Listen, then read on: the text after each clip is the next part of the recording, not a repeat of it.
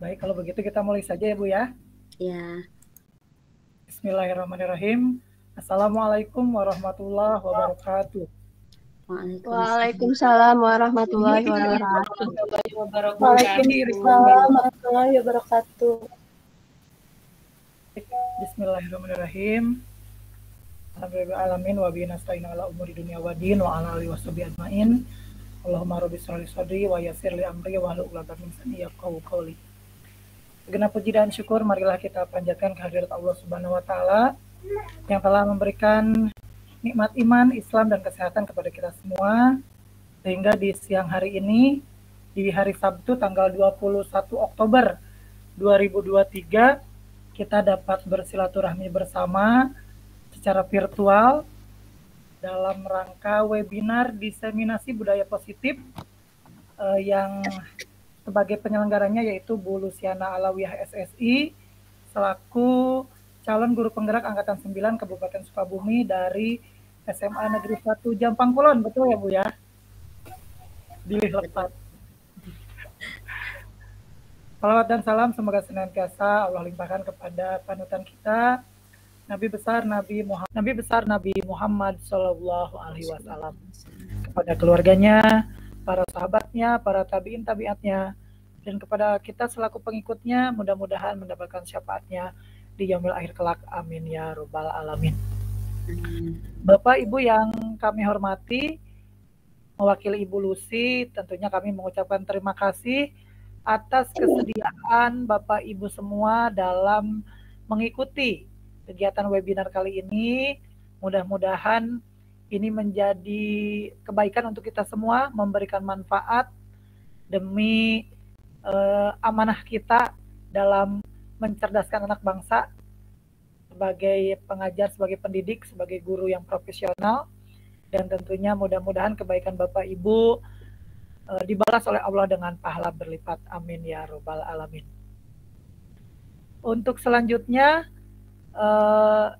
untuk membuka kegiatan kita kali ini, marilah kita awali dengan bersama-sama mengucapkan basmalah.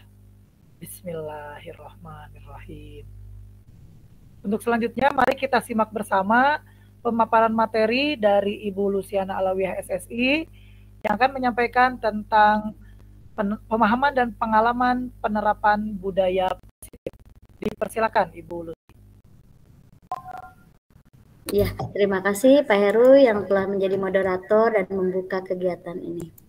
Bapak dan Ibu, kita langsung saja untuk mempersingkat waktu. Di sini saya akan memaparkan mengenai pengimbasan dari diseminasi pemahaman dan pengalaman penerapan budaya positif yang telah saya lakukan sebagai aksi nyata dari modul 1.4.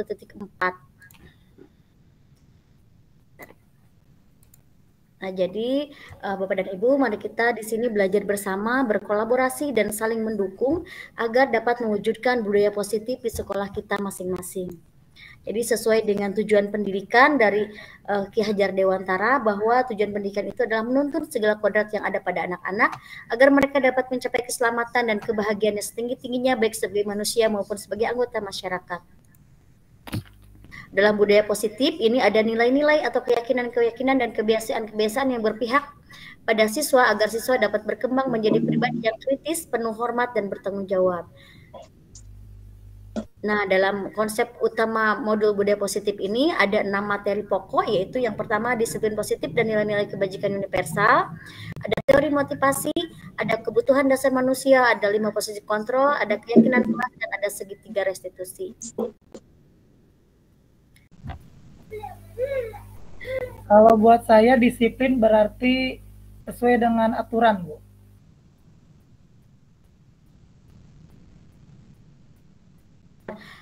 Sebentar Bapak Ibu, ada kendala jaringan di saya. Rekamannya ini rada ini. Ya, gimana tadi Pak Heru? Kalau buat saya disiplin itu berarti sesuai dengan aturan. Ya. Ya, Tadi kata Pak Heru, disiplin itu sesuai dengan aturan. Jadi memang kebanyakan orang itu akan menghubungkan kata disiplin itu dengan tata tertib, dengan kepatuhan ataupun pada peraturan begitu ya. Jadi disiplin itu juga sering dihubungkan dengan hukuman.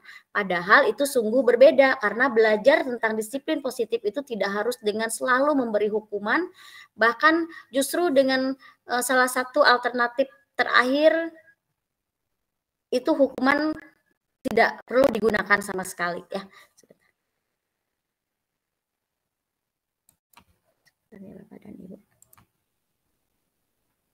Nah, di sini ada arti disiplin menurut beberapa ahli. Jadi menurut Suharsi Miari Kunto ini, disiplin adalah kepatuhan seseorang dalam mengikuti peraturan atau tata tertib karena didorong oleh adanya kesadaran yang ada pada kata hatinya tanpa adanya paksaan dari pihak luar.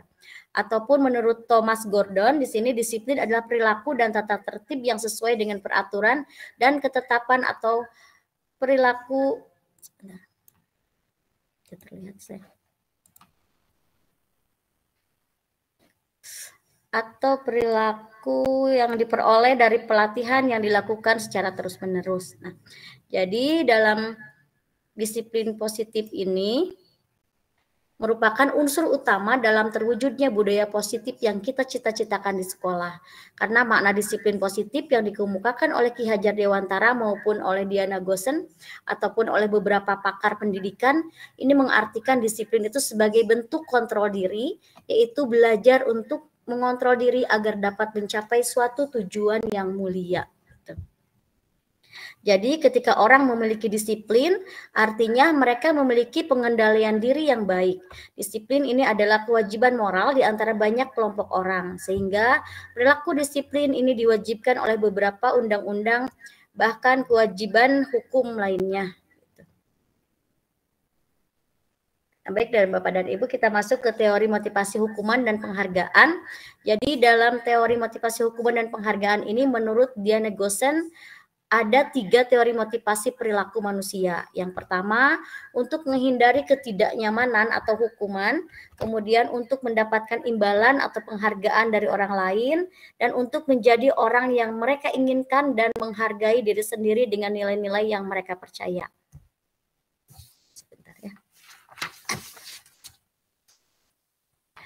Nah, dari ketiga teori ini, untuk yang teori yang pertama ini misalkan untuk menghindari ketidaknyamanan atau hukuman. Jadi ketika seorang murid itu melakukan kesalahan, kemudian murid bertanya, apa yang akan terjadi apabila saya tidak melakukannya, begitu.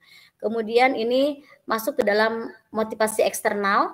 Kemudian untuk yang kedua, ketika seorang anak melakukan suatu kesalahan, mereka akan bertanya, apa yang akan saya dapatkan apabila saya melakukannya? Ini juga termasuk ke dalam motivasi eksternal. Namun untuk yang ketiga, ini motivasi yang ketiga, ketika suatu anak melakukan kesalahan itu mereka akan bertanya, akan menjadi orang seperti apa apabila saya melakukannya? Nah ini, jadi di sini pertanyaan ini masuk ke dalam motivasi internal, jadi muncul dari dalam dirinya sendiri begitu. Nah, jadi Bapak Ibu, menurut Bapak dan Ibu dari ketiga jenis motivasi tadi, motivasi manakah yang saat ini paling banyak mendasari perilaku murid-murid di sekolah kita? Ada yang mungkin Bapak dan Ibu bisa berpendapat begitu?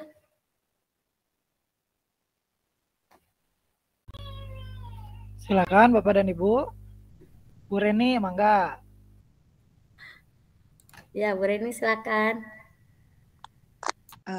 Kalau dari fenomena siswa sekarang ya Bu ya, kebanyakan anak-anak itu siswa-siswi itu masih pada prinsip motivasi, masih memiliki motivasi eksternal.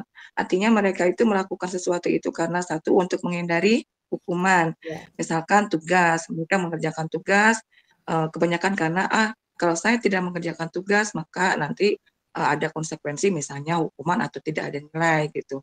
Dan yang kedua juga adalah motivasi karena ingin ada penghargaan atau pujian. Misalkan ketika dia melakukan suatu kebaikan ataupun juga melaksanakan tugas tepat waktu, dan nanti dia akan mendapatkan pujian ataupun penghargaan dari gurunya gitu. Sedangkan untuk motivasi internal sendiri ya sepertinya masih kurang pada diri anak sendiri. Itu hanya mungkin 1-2 ya yang sudah memiliki motivasi internal.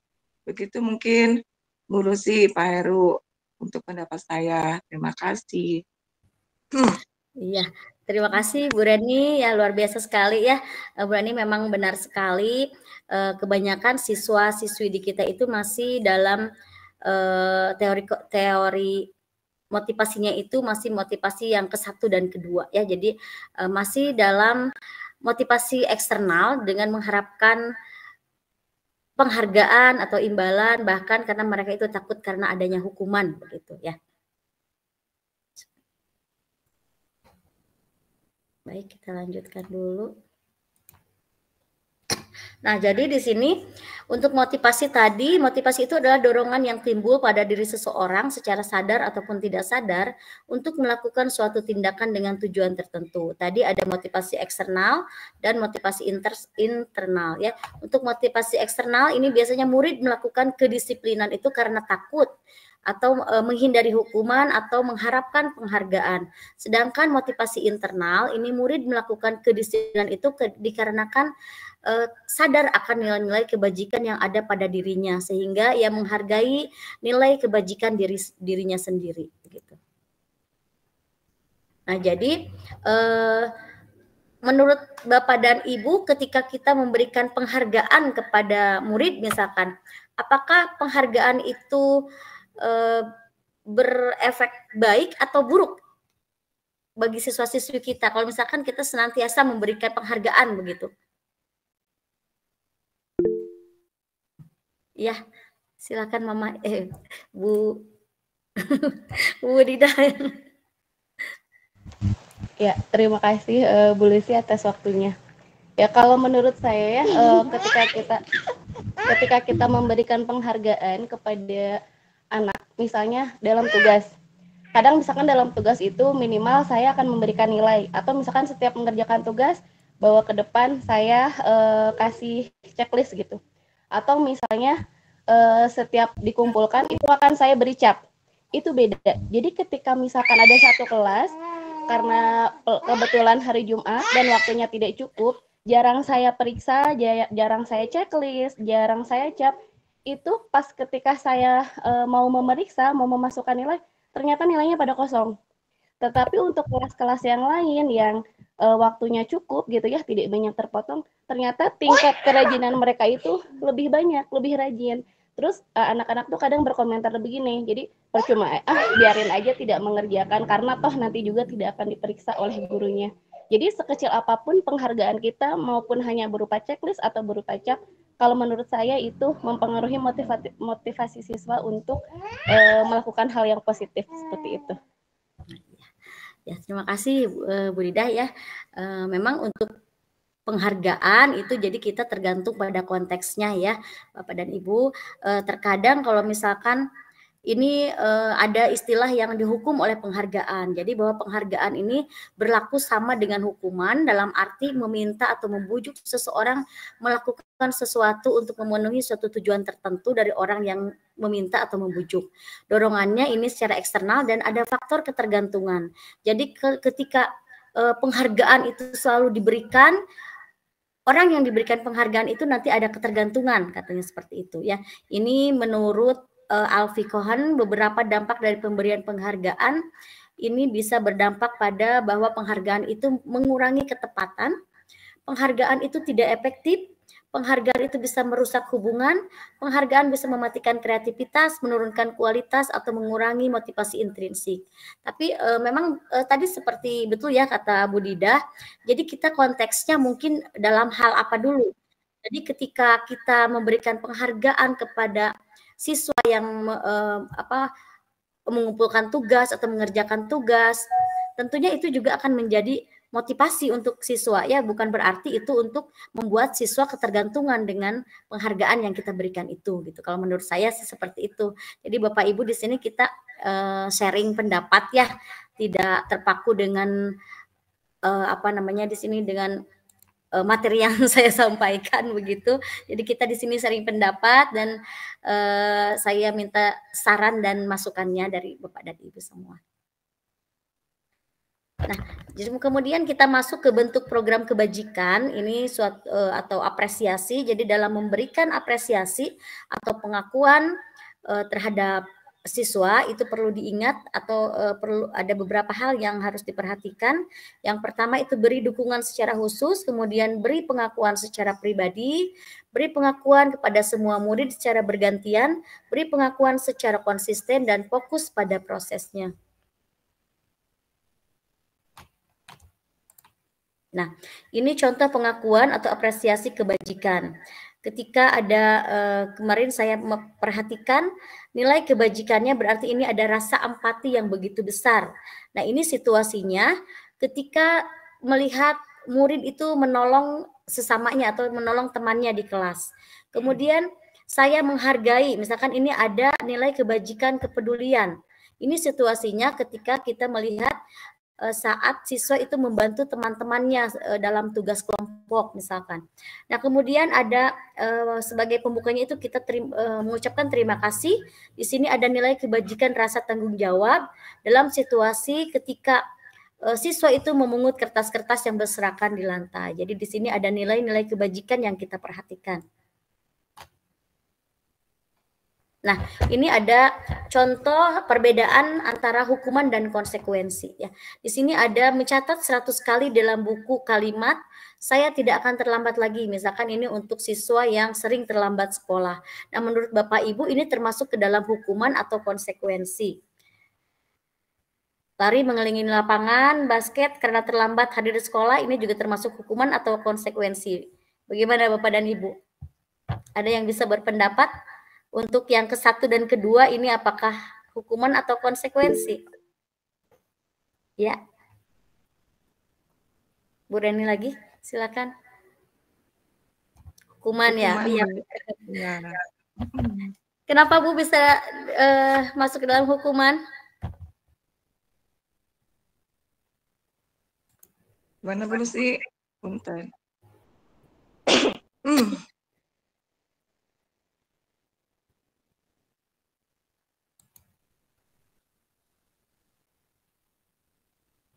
Ya, yang tadi yang mana tadi ya? Nah, mencatat 100 kali dalam buku bahwa saya tidak akan terlambat lagi atau lari mengelilingi lapangan basket itu termasuk hukuman atau konsekuensi. Karena itu tidak berkaitan dengan misalkan berlari mengelilingi lapangan karena terlambat misalkan. Nah, apabila berlari mengelilingi lapangan. Nah, biasanya itu kan dalam mata pelajaran olahraga ya, Bu Lucy ya. Apabila dia harus berlari mengelilingi lapangan karena terlambat, dan itu berarti kan tidak ada kaitannya dengan mata pelajaran tersebut, maka itu disebut dengan hukuman, gitu Bu Lucy. Ya, itu baik, pendapat saya ya. Baik, terima kasih Bu Reni. Nah, di sini kalau misalkan ada contoh lagi membersihkan tumpahan air di meja tulis karena tersenggol pada saat belajar. Nah, ini apakah hukuman atau konsekuensi? Bapak dan Ibu bisa berpendapat? Ya. Bu Didah. Kalau menurut saya itu konsekuensi, karena kan ketika kita menumpahkan air, mejanya menjadi kotor agar kita bisa belajar lagi, berarti konsekuensinya kita harus mengelap meja tersebut menjadi bersih kembali gitu. Dan kalau itu kan tidak perlu menunggu itu bersihkan mejanya gitu, tidak usah menunggu, karena sebagai kita yang melakukan kesalahan mejanya menjadi kotor, kita juga akan sadar bahwa kita harus membersihkan meja seperti itu. Ya, terima kasih Bu Dida ya atas pendapatnya, betul sekali ya. Jadi antara hukuman dan konsekuensi itu sekarang kita sudah bisa membedakannya. Nah, ini untuk jawaban dari yang tabel tadi ya. Nah, sebentar. Nah, jadi untuk hukuman dan konsekuensi tadi ini ada hubungannya dengan restitusi ya. Jadi dalam proses menciptakan kondisi bagi murid untuk memperbaiki kesalahan mereka sehingga mereka bisa kembali pada kelompok mereka dengan karakter yang lebih kuat. Dalam restitusi juga merupakan proses kolaboratif yang mengajarkan murid untuk mencari solusi untuk masalah mereka dan membantu murid berpikir tentang orang seperti apa yang mereka ingin menjadi, misalkan tujuan mulianya, dan bagaimana mereka harus memperlakukan orang lain. Nah, ini ciri-ciri restitusi. Dalam restitusi itu ada menguatkan dan fokus pada solusi, kemudian fokus pada karakter bukan pada tindakan, bukan menebus kesalahan tapi belajar dari kesalahan dan seterusnya di sini. Nah, jadi di sini untuk kasus yang murid datang terlambat ke sekolah, untuk hukuman kita bisa melihat di sini murid disuruh berdiri di depan kelas misalkan hukumannya, atau guru marah-marah ke murid, atau murid disuruh menulis saya tidak akan terlambat lagi sebanyak 100 kali. Nah, ini termasuk ke dalam hukuman. Untuk konsekuensi di sini guru memberi konsekuensi berada di dalam kelas selama jam istirahat berlangsung, atau guru tegas dan murid menghormati peraturan. Untuk restitusi di sini, jadi guru di sini menanyai keyakinan kelas yang telah disepakati oleh guru dan murid tersebut, sehingga membantu murid tersebut untuk menyelesaikan masalahnya, atau murid terbuka dan menghormati dirinya dan orang lain. Nah, ini contoh perbedaan hukuman dan konsekuensi. Ya, kalau hukuman itu sesuatu yang menyakitkan harus terjadi, untuk konsekuensi itu sesuatu harus terjadi. Untuk hukuman misalkan mendorong anak menyakiti diri sendiri, untuk konsekuensi mendorong anak agar mudah menyesuaikan diri, begitu ya.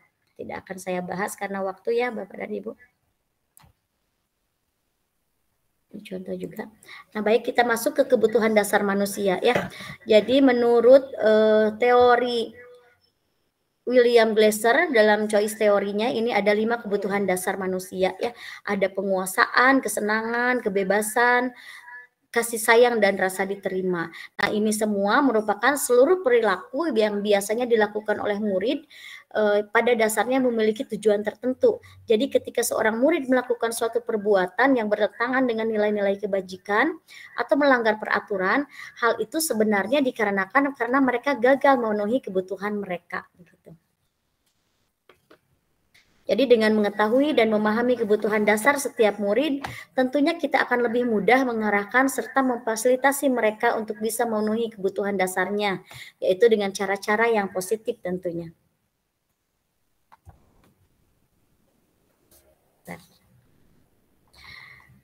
Jadi sebagai seorang guru ini penting untuk kita dapat mengidentifikasi kebutuhan murid ya. Jadi apabila guru mampu mengidentifikasi kebutuhan apa yang mendorong perilaku murid tersebut, maka perubahan dapat dimulai dengan mencari solusi untuk memenuhi kebutuhan dengan cara yang positif. Dengan demikian budaya dan lingkungan positif itu dapat diwujudkan. Nah, kemudian untuk materi pokok yang kelima pada modul 1.4 ini ada 5 posisi kontrol. Jadi di sini setiap guru biasanya memiliki cara tersendiri dalam menghadapi murid. Namun secara umum ada 5 posisi kontrol yang dapat digunakan oleh guru. Yang pertama ini sebagai penghukum, sebagai pembuat rasa bersalah, kemudian sebagai teman, sebagai pemantau, dan sebagai manajer.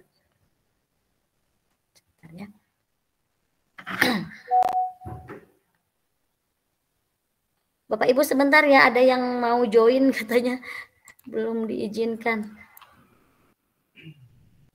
Minta waktunya sebentar. Nggak masuk katanya.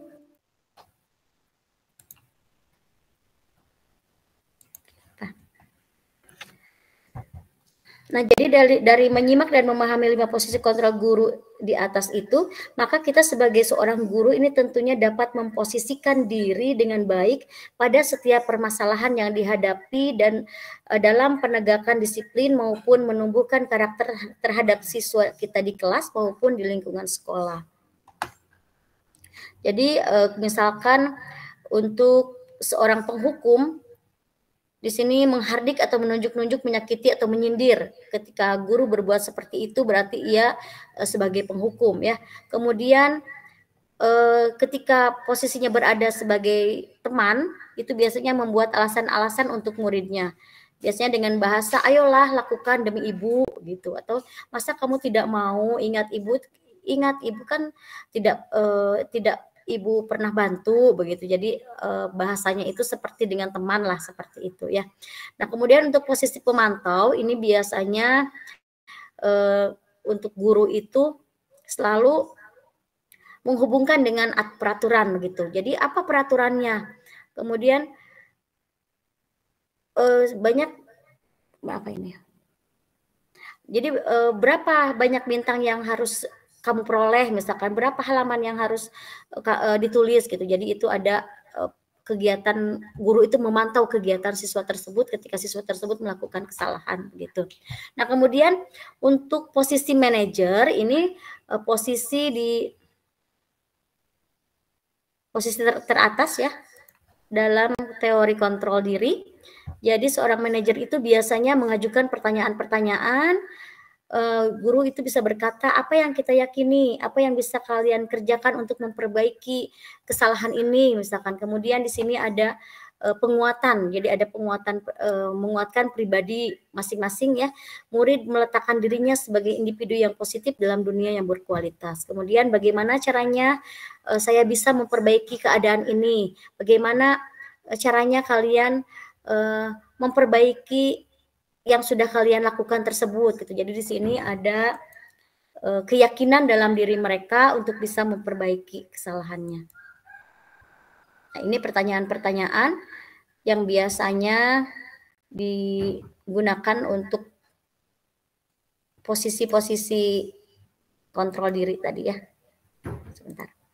Nah, misalkan untuk pertanyaan, saya kecewa sekali dengan kamu. Nah, ini berarti posisinya membuat orang merasa bersalah. Kemudian kamu tidak pernah benar melakukannya, berarti ini sebagai penghukum.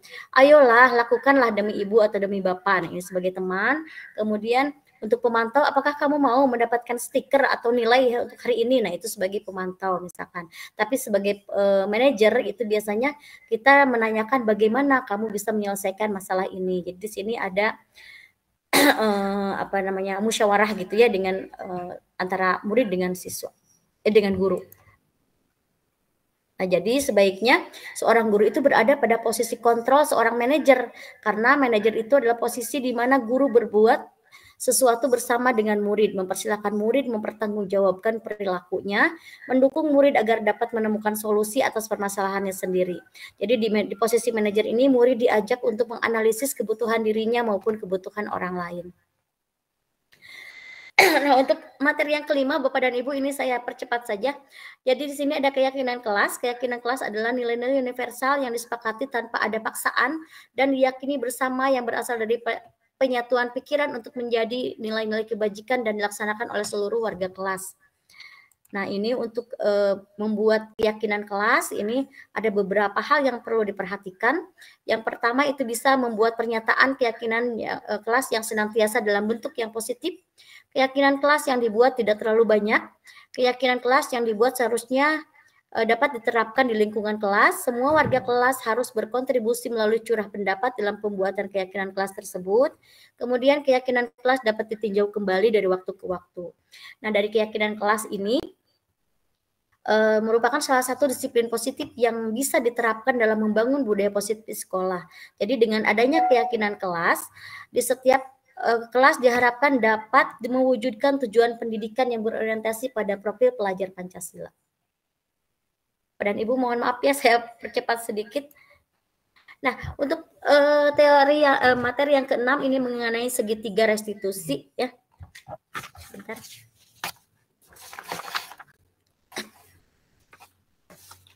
Segitiga restitusi. Jadi dalam segitiga restitusi ini merupakan proses untuk menciptakan kondisi bagi murid untuk memperbaiki kesalahan mereka sehingga mereka bisa kembali pada keyakinan kelas dan menumbuhkan budaya positif dalam diri mereka. Segitiga restitusi ini membantu murid untuk menemukan tujuan, disiplin positif dan memulihkan dirinya sendiri setelah mereka berbuat salah. Jadi ada 3 langkah dalam menerapkan segitiga restitusi. Ini yang pertama menstabilkan identitas, kemudian memvalidasi tindakan yang salah, dan menanyakan keyakinan.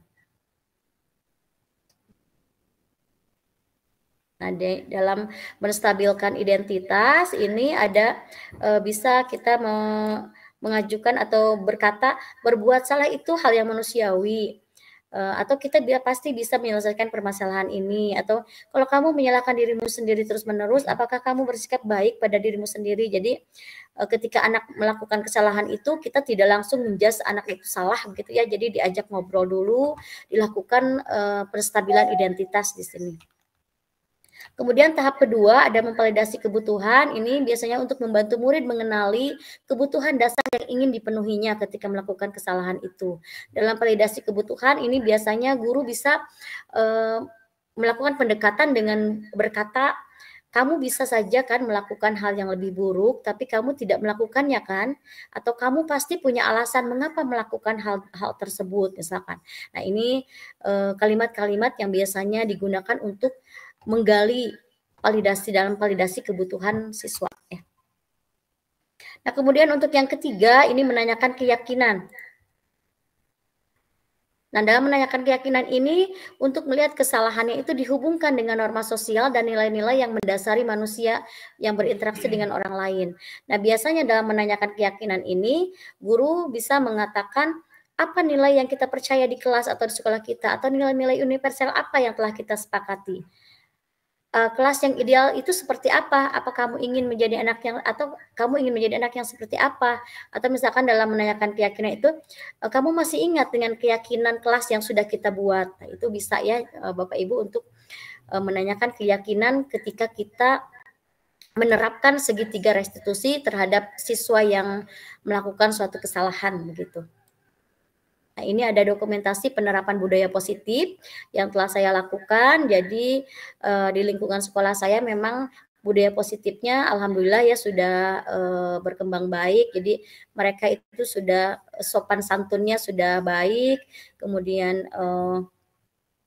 dalam hal budayanya juga sudah alhamdulillah sih ya, sudah mereka itu sudah memperhatikan dan mempertahankan budayanya begitu. Jadi ketika budaya di sekolah itu budaya senyum sapa, sopan santun itu berlaku, mereka melakukannya dengan baik. Kemudian di sini saya melakukan keyakinan kelas, membuat kesepakatan dengan kelas, dan ini adalah kegiatan ketika menerapkan segitiga restitusi.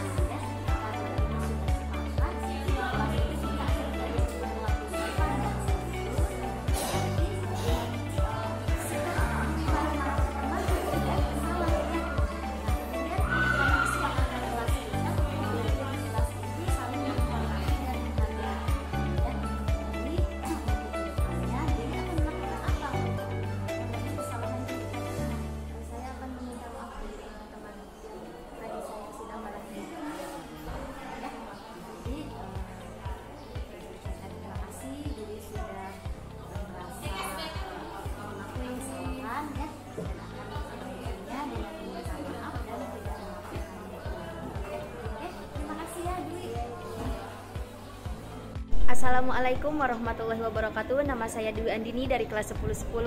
Saya senang sekali diajak diskusi oleh Ibu Guru untuk dapat mengendalikan diri dari amarah sehingga saya menyadari kesalahan saya. Saya harus menjadi pribadi yang lebih sabar, bisa mengendalikan emosi dan menghormati teman sesuai dengan keyakinan dan kesepakatan kelas yang sudah kami sepakati bersama.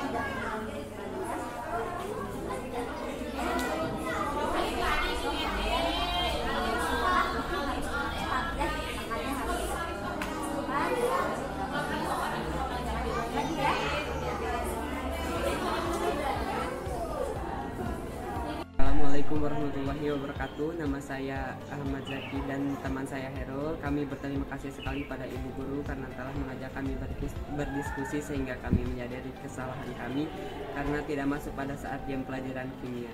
Kami akan memperbaiki kesalahan kami dengan menjadi pribadi yang bertanggung jawab, disiplin, taat pada aturan. Kami sadar karena telah mengabaikan keyakinan kelas yang sudah disepakati bersama. Itu ya Bapak dan Ibu, mungkin pemaparan saya mengenai pengimbasan dari diseminasi pemahaman dan pengalaman penerapan budaya positif. Silakan Bapak dan Ibu apabila ada yang ingin memberikan pendapat atau mungkin memberikan saran dan masukan kepada saya.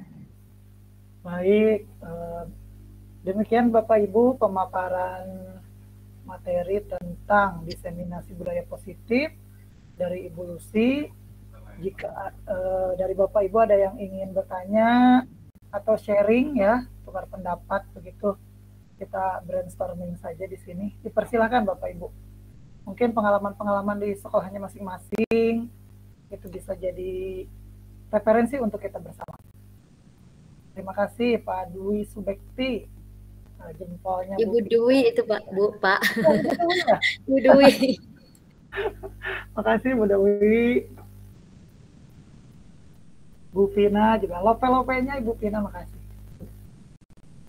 Dari yang lain, Bu Siti Maria mungkin, Bu Rani, Bu Nunik, Bu Nisa, Bu Melda, atau dari Pak Dede mungkin, dipersilakan. Ya mungkin dari saya sedikit ya Bu ya. Kalau pengalaman saya sih dengan yang tadi disampaikan oleh Bu Lucy, budaya positif sebetulnya itu semua berawal dari diri kita. Kitanya yang harus positive thinking kalau menurut saya. Jadi ketika menghadapi murid dengan karakter yang beraneka ragam, tentunya kita harus bisa lebih memahami, lebih bijak, tapi tentunya tidak juga memberikan keleluasaan yang kebablasan begitu. Ketegasan itu diperlukan, tapi tetap ada step-stepnya begitu. Jadi tetap harus berpihak pada murid, lebih mengerti kondisi murid seperti apa. mungkin dalam tanda kutip kita mengalah, tapi di sisi lain juga itu sebagai bentuk budaya positif yang kita terapkan gitu. Begitu mungkin Bu, kalau menurut pendapat saya. Dari yang lain mungkin silakan.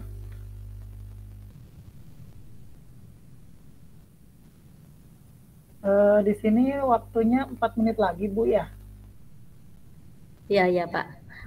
Kalau misalnya mau disimpulkan mungkin oleh Bu Lucy. Oh iya. Terima kasih ya Bapak dan Ibu. Mungkin di sini karena saya juga masih dalam tahap belajar gitu ya. Jadi saya berterima kasih sekali atas kesempatan yang sudah disediakan Bapak dan Ibu untuk mengikuti webinar saya. Sebentar Bapak dan Ibu ada yang mau bergabung.